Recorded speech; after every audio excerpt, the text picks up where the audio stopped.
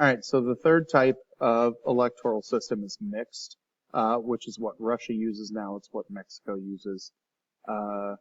Takes the parts of first past the post and proportional. So in a mixed system, there are some seats that are elected through an SMD, and some of them are through a PR system where you get to vote for your district, but you get to vote for the party. And this is a little convoluted, and this video that is linked here will probably explain this in a little bit more detail, that you have to look at how the results of the election are kind of impacted from this system. So I'll leave my explanation short and have you kind of watch that for kind of better depth.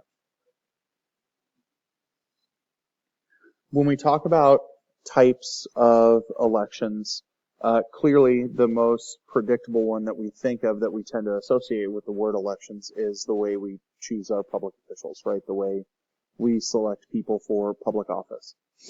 But there are 2 or 3 other ones that we tend to not think about all too often, because they don't happen in the United States at the national level all that often, but they happen all the time on the local level. So the first type of non-candidate based election is voting on a referendum, and this is a vote on a policy issue. So when you look at things like Brexit was a referendum. When you look at a referendum in the UK to use PR or an alternative vote instead of first past the post, that would be another example of a referendum. The Scottish and Welsh devolution vote is an example of a referendum. So these exist all over the place. A second type, another type of referendum is called a plebiscite. These are non-binding votes that gauge public opinion on an issue. These happen at the state and local level in the United States all the time, where you are essentially asking voters feedback on whether or not the government should take a particular policy initiative up, whether or not they should legislate on something, that it's more precise than polling data because it's an electoral data. Referendums tend to be initiated by the government. Initiatives are votes on policy that are pushed for by the people, that there are petition signature thresholds that determine whether or not initiatives make it on local or national ballots. And once a petition tends to meet a threshold, then constitutionally, these nations are forced to put initiative questions on the ballot and treat them as either plebiscites or referendums. You've seen this happen fairly recently in Kansas City, both Kansas and Missouri, looking to vote on increasing the minimum wage for their civic workers. Is an example of an initiative. You can see just a bunch of different types of policy questions that start as petitions that roll uphill, that become things that we can vote for.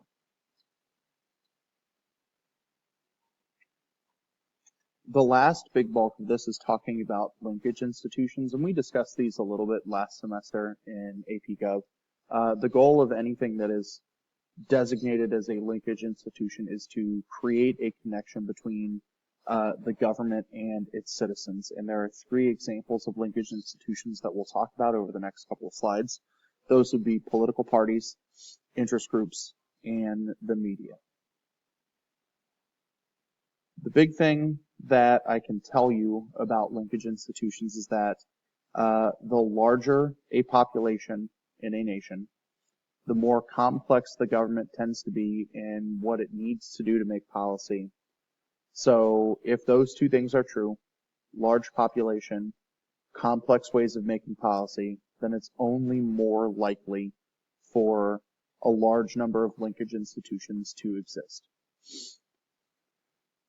So if we talk about political parties first, we can come up with kind of 3 big functions of political parties. First is the idea to bring people and ideas together to establish how this party or how a majority can rule.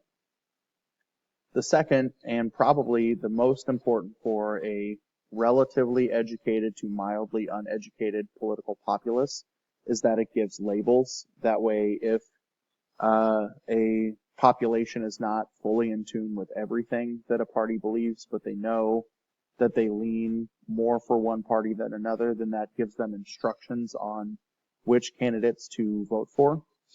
And then the last one is it's an accountability measure that it gives the people someone or something that they can blame. If a majority party fails to successfully do anything that the population desires them to, then it's easy to oust them from power. If we talk a little bit about different types of party systems, we've done this before. We can talk about one-party systems, and this is where there's only one political party, that alternate parties or opposition parties are probably banned, that you've got no choice. And the best example of a one-party system is any kind of communist state, because the party and the government are the same thing.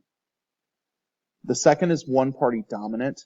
One-party dominant systems are where one party is in charge and opposition parties are not necessarily banned or excluded, but it's more of a rigged game, and the question of competition or maybe the legitimacy of the outcome of elections can really be called into question. The best example that we will use kind of historically to explore a one-party dominant system is talking about the PRI in Mexico, who is the majority party currently, and we'll look at how the PRI used power to kind of legislate themselves or intimidate themselves into control. Russia is another good example of a one-party dominant system where Putin's party kind of controls everything, and we'll look at how they kind of push their way in. Two-party systems are the most rare. This is where there are two major parties that compete for majority control over the government. Smaller parties exist, but because of the electoral system utilized, which tends to be a first-past-the-post system, it's more difficult for parties to win. There are only 15 nations in the world that are a two-party system. This would include the United States, India, Nigeria. The UK is on this list because while they have three political parties, three major political parties, really it's the Labour and the Conservative that have the numbers to dominate their institutions. The number one thing that keeps these parties in power is the electoral system. If you wanted to talk about a 2.5 party system, this would be if there's a third party that can win and become influential.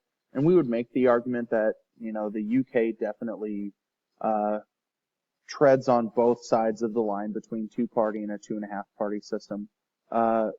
Recently, there had to be a coalition government between the Conservatives and the Lib Dems to run the country for a period of time, because neither of the parties, the Labour Party or the Conservatives, had a majority. The Conservatives had to reach out and make a coalition agreement with someone. If you have a strong 2.5 party system, this eventually may lead to a multi-party system, and multi-party systems are the most common throughout the world. This is a party system with several important or several major political parties, where majority parties tend to not exist, that you have parties who will ping pong back and forth in terms of maybe having a plurality of the seats but lack a majority. Most European countries tend to be a multi-party system. Most democracies are multi-party systems, and these tend to be ingrained in both parliamentary systems and systems that use a proportional representation method of election. Interest groups are also linkage institutions. These are organizations of like-minded people who want to influence and shape policy in specific areas, and they may have a great deal in common with political parties, that there may be ties between interest groups and particular parties. pause the video for a second and come up with an answer to this question of how interest groups and political parties may be different from one another.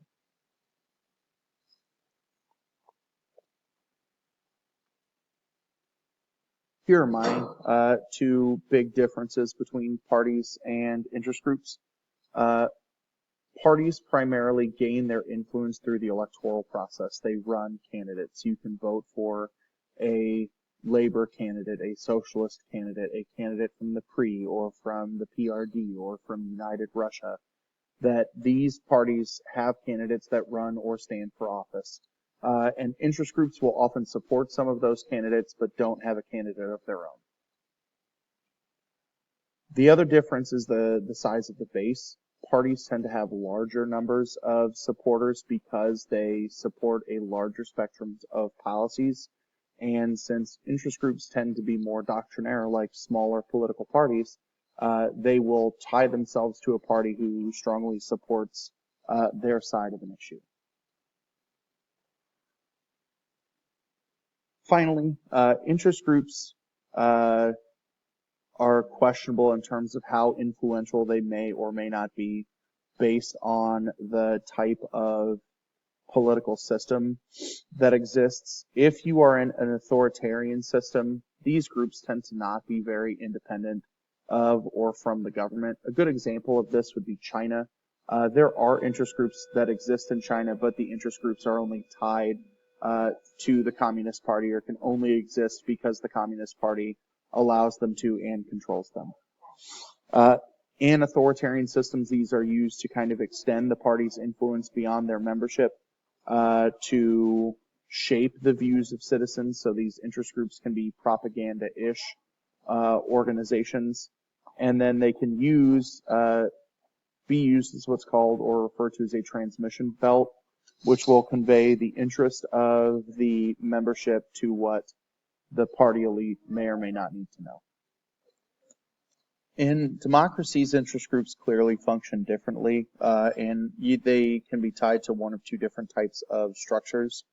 If democracies utilize a system of pluralism, this tends to mean that groups are competitive with one another, that they compete for who's in charge, who controls the influence of policy, that you have multiple groups that exist to advocate for the same interest.